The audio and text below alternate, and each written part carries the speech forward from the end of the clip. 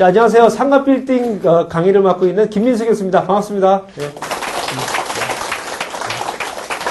자, 요즘 여러분들 그 언론에 이슈가 되고 있는 게 임대 수익용 부동산에 대해서 요즘 많이 나오고 있죠. 예, 부동산 경기가 요즘에 이제 조정기를 거치면서 상당히 어렵다 보니까 아파트나 토지같이 이제 시세 차익이 나오는 이런 부동산은 투자를 해봤자 이자만 나오고 세금밖에 안 나오니까 매월마다 고정적인 임대 수익이 나올 수 있는 이제 임대 수익용 부동산에 대해서 아마 요즘에 언론에서도 많이 이슈화가 되고 또 도시형 생활주택이나 오피스텔이 상당히 요즘에 붐이 일어가지고 개발이나 이제 분양을 좀 많이 하는 것 같습니다. 근데 그 임대 수익용 부동산 중에서 가장 비싸고 누구나 꼭 갖고 싶은 게 바로 상가 빌딩입니다. 그래서 오늘은 제가 이제 상가 빌딩에 대해서 이제 3시간 정도 오늘 여러분들에게 강의를 하면서 상가 빌딩에 대한 기본적인 내용하고 앞으로 여러분들에게 어떤 부분들을 교육을 시켜드릴 것인지에 대해서 제가 강의를 시작을 하겠습니다. 자, 먼저 26페이지 그 목차부터 한번 보겠습니다. 자, 26페이지 목차부터 보시면 저희 상가 빌딩 자산관리 개론은 이제 7장으로 이루어져 있습니다. 7장으로. 그래서 상가 빌딩 개론서부터 시작합니다. 1장 상가 빌딩 개론.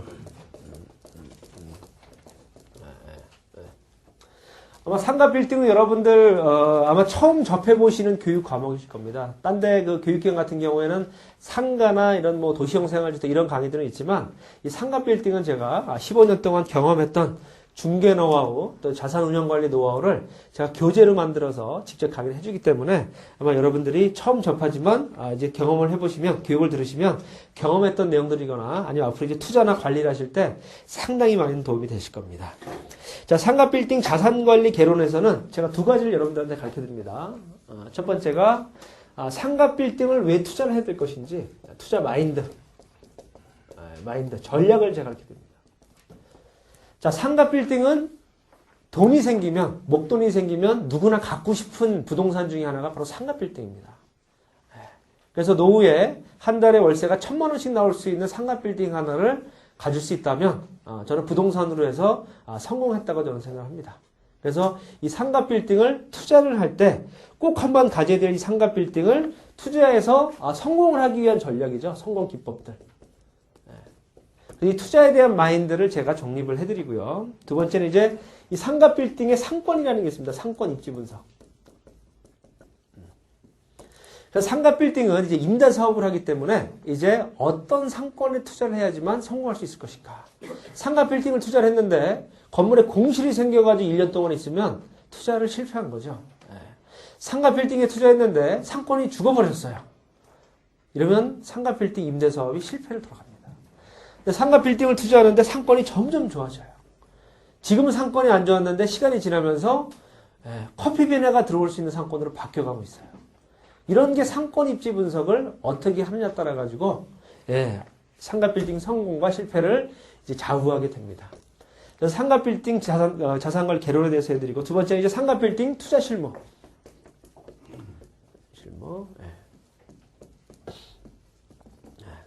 그러니까 상가 빌딩 투자 실무에서는 중요한 게 이제 블루칩 상가 빌딩이라는 게 과연 무엇인가?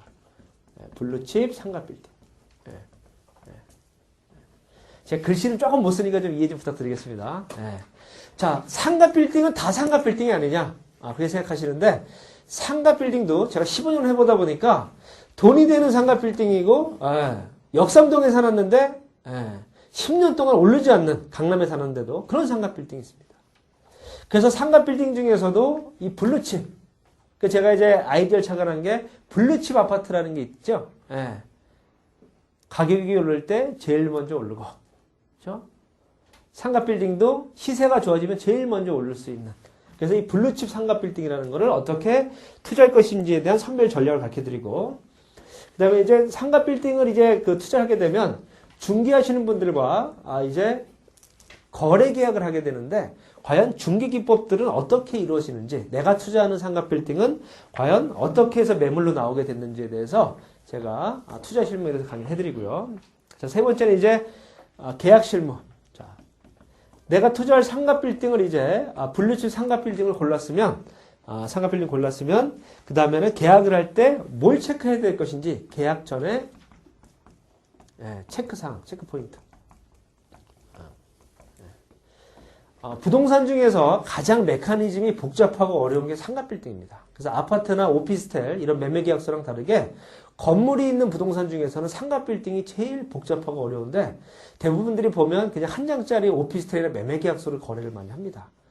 근데 이제 상가빌딩 전문계약서를 제가 여러분들한테 이제 교육 시간 때 드리고 그 계약서를 활용해서 리스크를 줄일 수 있는 그래서 상가빌딩을 통해서 여러분들이 계약을 할때 안전하게 투자할 수 있는 방법을 알려드리는 거죠. 그래서 제가 이제 실무하기 때 항상 얘기하지만 폭탄 돌리기 상가빌딩이라고 상가빌딩이 수익률이 한 10%가 나와요. 이 정도 하면 좋죠. 평균 지금 한 5%에서 4% 정도 나오는데 이 정도가 평균 대 수익률이 상당히 높게 나와요. 그러니까 투자할 때 빨리 결정을 하죠. 이렇게 수익률 2배씩 나오니까. 근데 알고 봤더니만 10% 나오는 거는 임대 계약서에 나오지만 실제로는 6개월이 연체가 돼버렸어요. 그래서 임대료가 높다 보니까 세입자들이 임대료를 깎아달라고 이제 건물주한테 이제 데모를 했어요. 그러니까 이제 건물주는 안 깎아주죠.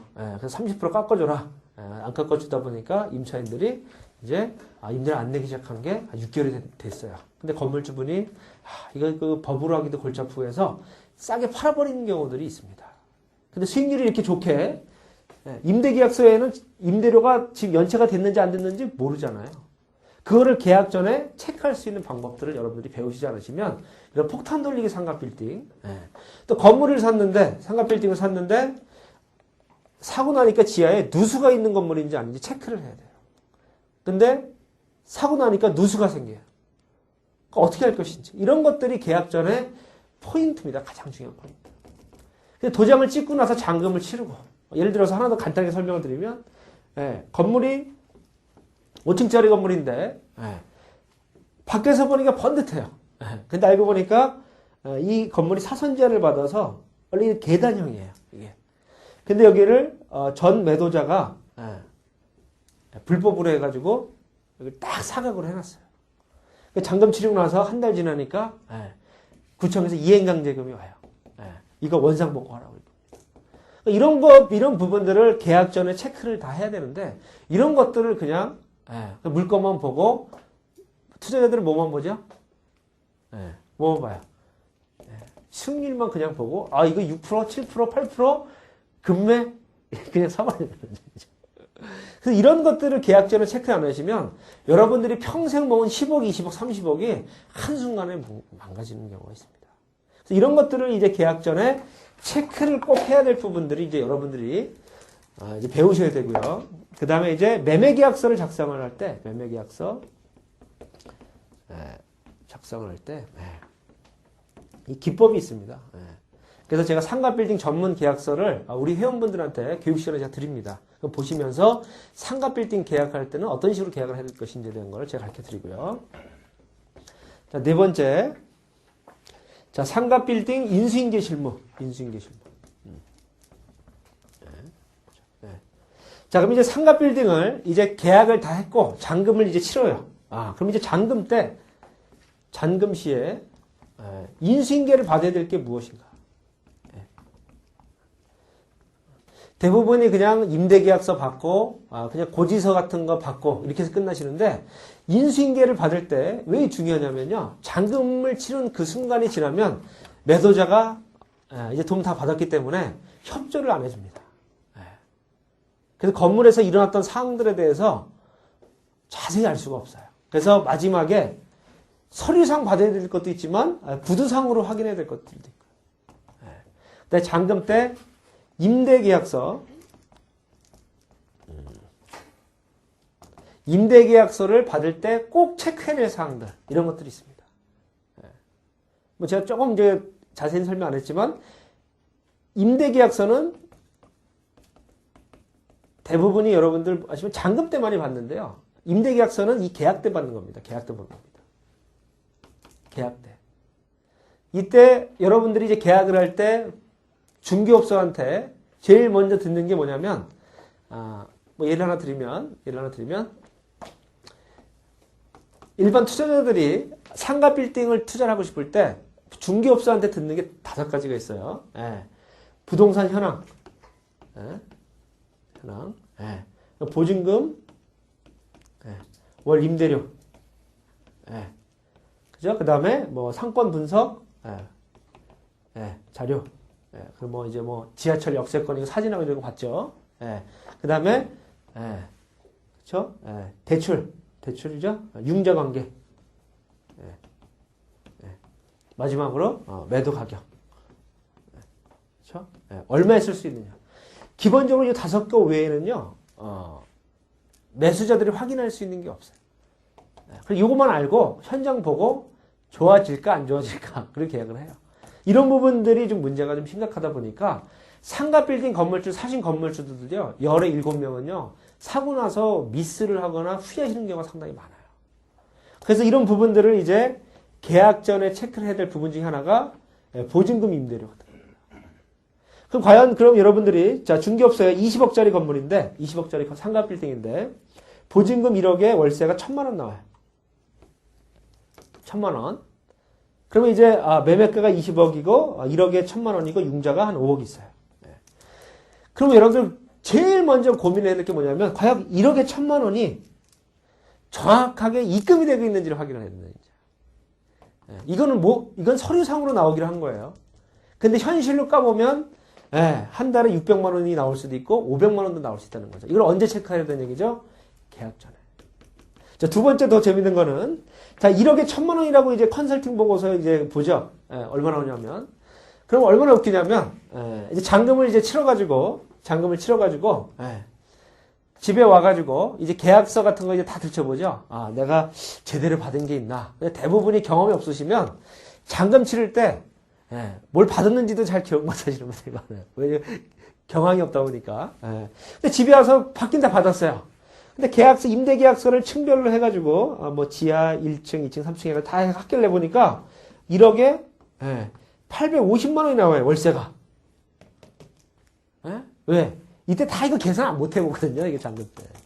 이거 850 나오면 이제 어떻게 하실 거예요, 이거? 누구한테 전화해요? 부동산 전화하죠? 그럼 뭐라 그래요? 뭐라 그래요? 부가세 포함됐다고. 그런 경우도 있어요.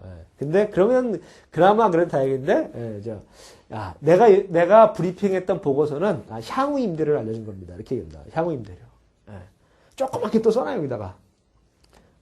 향후 임대료 아니면 좀 사실과 다를 수 있으면 써납니다. 그래서 850만. 그럼 어떻게 할 거예요, 이제? 이런 경우들이 있어서 항상 어떠냐면 이 계약서도요. 매매 계약 전에 매도자한테 원본을 가져오라 해가지고 임대 현황이 정말 내가 브리핑 받은 거하고 동일한지 아닌지를 사전에 체크해서 사본을 갖고 있어야 돼요. 사본을. 원본은 당연히 매도자가 가지고 가야지. 돈 안 치렀으니까. 그 사본을 왜 갖고 있어야 될까요? 사본은. 틀려도 괜찮습니다. 그렇죠. 맞습니다. 잔금 때 내가 보는 거랑요. 다른 경우들도 많아요. 연세 드신 분들은 옛날 계약서 가져오시는 분도 계시고 이것저것 장롱에서 꺼내가지고 그리고 어떤 분들은 임대 내용을 바꿔 가져오는 사람도 있어요. 그건 제가 다음 시간에 알려드립니다. 임대 내용을 임대가 1억에 여기 5천만 원에 400만 원 나오는 임대 계약서였는데 잔금 때 보니까 보증금이 5천에 300만 원으로 돼 있는 계약서도 와요. 왜 바뀌었어요? 그런 것들이 황당하게 이루어진다는 얘기죠. 실무에서는. 이런 것들을 정확하게 계약 전에 체크가 안 되면 매도자들은 그런 거에 대한 개념이 없어요. 왜? 매도자는 돈만 받으면 되기 때문에. 그래서 그런 것들을 이 계약 전에 상가 빌딩은 임차인들이 많기 때문에 그런 것들 여러분들 다 배우셔야 된다는 얘기입니다. 그래서 인수인계 할 때는 잔금 시에 뭘 체크를 해야 될 것인지를 정확하게 모르시면 임대수익용 부동산은 이게 소프트웨어잖아요. 임대에 관련된 내용들이. 이거에 대해서 리스크 부분들이 상당히 많이 있다는 거죠. 그 다음에 이제 잔금을 치르고 난 다음에 이제 임대계약서 명의 변경을 해야 되겠죠. 명의 변경을 어떻게 잘 할 것인지. 이제는 바뀌었으니까 그런 걸 이제 배우셔야 되고. 그 다음에 5번째 이제 상가빌딩 자산운용관리. 예. 자산운용관리. 예. 자, 그러면 상가빌딩을 내가 샀는데, 자, 임대수익용 부동산을 샀는데, 임대수익용 부동산은 다른 부동산과 틀려가지고, 운영을 해야 됩니다, 운영. 예. 그래서 여러분들이, 임대수익용 부동산을 사게 되면, 예. 저 임대사업자가 나오죠, 임대사업자. 세무서에 가서 임대사업자 등록을 해야 되죠. 예. 임대사업자는 이 내 부동산을 어떻게 최유효로 이용을 해야 될 것인가. 그 최유효 이용은 두 가지죠. 최유효 이용은 저 수익을 높이고 지출을 최소화시키는 겁니다. 이거에 대한 전략이 임대수익용 부동산, 특히 상가빌딩을 어떻게 내가 효과적으로 보유하는 동안에 임대수익률을 계속 올릴 수 있을 것이냐. 이게 바로 자산운용 관리라는 얘기죠. 그래서 이거를 제가 간단하게 여러분들에게 앞으로 교육을 좀 시켜드린다는 얘기죠. 그래서 이 자산운용 관리는 크게 이제 교재에 다 있습니다. 내용들이. 크게 이제 네 분야로 나눠져서 제가 해보니까 임대관리, 그다음에 연체관리, 그다음에 시설관리, 행정관리. 이 네 분야로 크게 나눠져 있는 거죠. 제가 상가빌딩을 200개 관리하면서 강남에서 제가 효율적으로 관리하기 위한 그 관리 프로그램을 만든 겁니다. 그래서 5층짜리 전원 이런 건물들은 이 네 가지 범주 내에서 절대 벗어나지 않아요. 뭐 중대형 건물들도 벗어나진 않아요. 하지만 조금 스키는 좀 다릅니다. 그래서 이 임대관리, 연체관리, 시설관리, 행정관리 분야별로 어떻게 관리를 해야지만 내가 최유효 이용을 해가지고 임대수익률 지금 4%를 내가 보유하는 동안에 6%를 어떻게 올릴 것이냐, 이런 걸 여러분들이 이제 배우셔야 된다는 얘기죠. 그래서 임대관리에서는 두 가지, 공실을 어떻게 최소화할 것이냐, 공실관리, 그 다음에 갱신관리. 임대 만기가 됐는데 이거 과연 어떻게 해야 될 것이냐, 어떻게 올릴 것이냐, 얼마나 올릴 것이냐, 언제 올릴 것이냐, 타이밍이 상당히 중요하거든요. 이런 것들을 이제 배우셔야 되고, 연체관리는 이제 연체 예방을 해야 되겠죠. 연체가 안 생기게 하기 위해서 과연 어떻게 해야 될 것이냐, 연체가. 그 다음에 연체가 생겼을 때는 법적으로 최소화 기간시키죠. 대처 기법들. 법적으로 기간을 최소화시킬 수 있는 방법들. 그래서 명도 소송을 할 때도 어떤 식으로 하는 게 좋을 것인지, 내용 증명 발송도 어떤 식으로 하는 게 좋을 것인지를 단계별로 해서 제가 이제 교재에 넣어놨고요. 자, 시설 관리는 이제 정기 점검. 이건 이제 지출을 최소화하는 거죠. 정기 점검을 통해서 이제 그 고정적인 비용들을 최소화시킬 수 있는 거. 그다음에 이제 그렇죠? 공사, 하자 보수 공사. 상가빌딩 갖고 계시다면 이제 누수나 방수, 균열, 뭐 엘리베이터, 펌프 여러 가지 분야 쪽에 다양한 시설들에 문제가 생기게 되는데, 그럴 경우에는 돈을 좀 적게 들이고 할 수 있는 방법들, 뭐 이런 것들이 있고, 이제 행정관리는 고지서 발급. 그래서 임대고지서를 발급을 잘 해야 되고, 그 다음에 대관청 업무, 관청 업무. 그래서 구청이나 세무서에 어떤 과에 어떤 부서들에 어떻게 내가 네트워크가 돼가지고 내가 잘 관리할 것이냐. 그렇죠? 뭐 1층을 약간 개조한다라든지, 또 공실이 생겼을 때 프랜카드를 붙일 때 뭐 구청들이 다 단속 나오잖아요.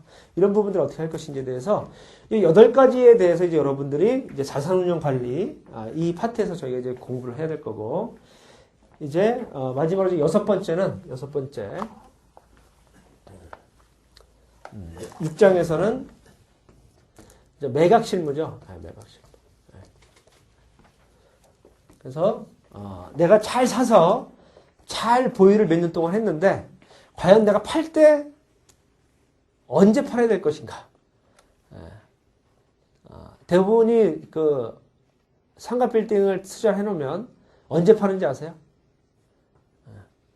언제 팔 것 같아요? 언제 팔아야 돼요? 상가 빌딩은? 네? 장사가 대부분 부동산이 더 준다고 팝니다. 내가 30억 생각했는데, 부동산에서 전화가 와서 갑자기 35억 준다 그러잖아요? 그럼 무조건 한번 팔아볼까 하는 생각이 듭니다.